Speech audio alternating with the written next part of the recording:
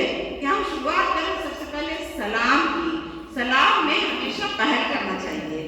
ہم ایک دوسرے کو سلام کریں گے اس سے کیا نا ہمارے اخلاق ہمارے تعلقات اچھے بنیں گے ہے نا. اس لیے سلام میں ہمیشہ پہل کرنا چاہیے.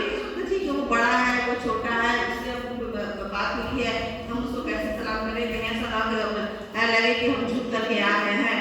اس طرح کا سوچ رکھیں گے تو کبھی معاشرہ ہمارا سدھر نہیں پائے گا, کبھی سنور نہیں پائے گا ہے نا. ایک دوسرے کے لیے بنا کپٹ رہ ہی جائے گا. اس لیے آپ ہمیشہ سلام کی پہل کریں. دوسرے کی اگر کسی طرح کی ضرورت ہو تو یہ نہ سوچیں کہ ہمارے وقت میں وہ نہیں آیا اور ہم اس کے وقت میں کیوں جائے, یا کسی طرح کی ضرورت محسوس ہو کہ ہمارے پڑوسی کو اس چیز کی ضرورت ہے تو یہ نہ سوچیں کہ میرے ضرورت کے وقت تو نہیں پوچھنے آیا تھا, آج ہم بھی اس سے پوچھنے کے لیے جائیں ہے نا. اور پھر یہ بھی ہونا چاہیے کہ ایک دوسرے کے لیے تحفہ ضرور دیا کرے.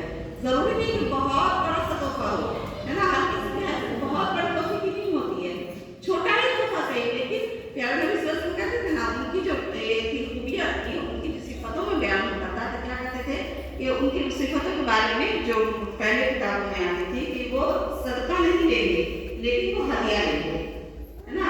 پیارے نبی صلی اللہ علیہ وسلم کو آزمانے کے لیے صحابی جو ہے یہی آزمانے کے لیے ان کے پاس کچھ لے کر کے گئے. اب بولے کہ یا رسول اللہ صلی اللہ علیہ وسلم یہ صدقہ لے کر کے آئے ہیں. تو پیارے نبی صلی اللہ علیہ وسلم خود نہیں کھائے کیونکہ وہاں پر ضرورت مند تھے ان لوگوں نے کچھ ان کو بانٹ دیے. پھر وہ آزمانے کے لیے آئے اور آ کر پھر کچھ دیے باقی کچھ دیا.